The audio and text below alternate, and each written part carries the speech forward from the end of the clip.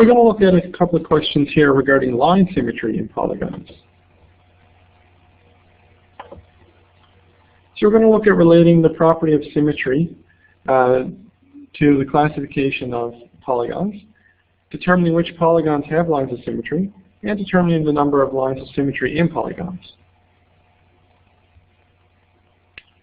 How many lines of symmetry are there in a regular polygon with 12 sides? Is it A, 4, B, 6, C, 12, or D, 24? Well, it's a regular polygon. That's a very key term, regular polygon. And it has 12 sides. Okay, so the relationship between a regular polygon and the number of lines of symmetry is that the number of lines of symmetry is going to be equal to the number of sides in a regular polygon, or the number of angles, which would be identical to the number of sides. So if we have a 12-sided regular polygon, that means we can draw 12 different lines of symmetry, or 12 different lines that will cut it directly in half so that we get mirror images on either side of our line. So the answer is going to be 12. That's true for any regular polygon, that the number of lines of symmetry is always equal to the number of sides.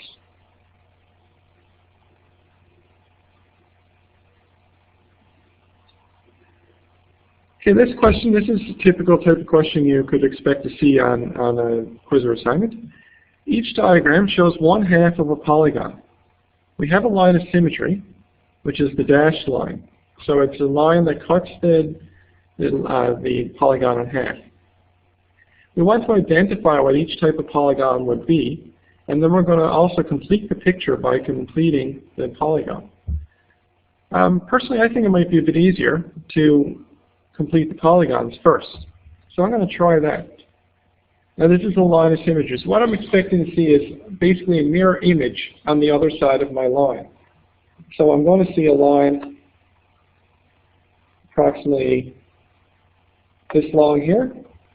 I'm going to see a line approximately this line here, long here, sorry. And I'm going to see another line connecting them. So I'm pretty close to what I should expect to see. So what kind of a shape have I created when I've completed my picture? What I've created is going to be an isosceles trapezoid. I can see that my top and bottom line segments are, or the top and bottom sides are parallel to each other. And these, due to symmetry, these sides here should be equal in length. So let's try the second polygon now. My line of symmetry tells me that I should have in a mirror a side length here. I should have another one about this long here. And then finally I have another one right here. So what kind of a shape have I created? I haven't made it perfect, but it's very difficult to do that.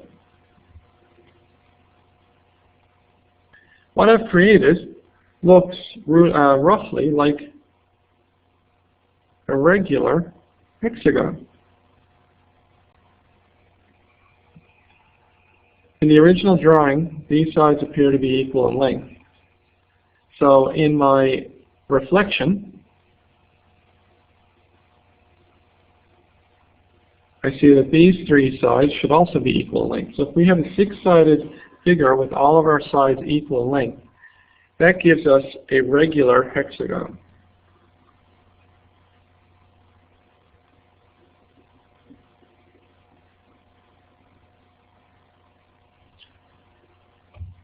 So to summarize this, a line of symmetry divides a shape into two equal halves.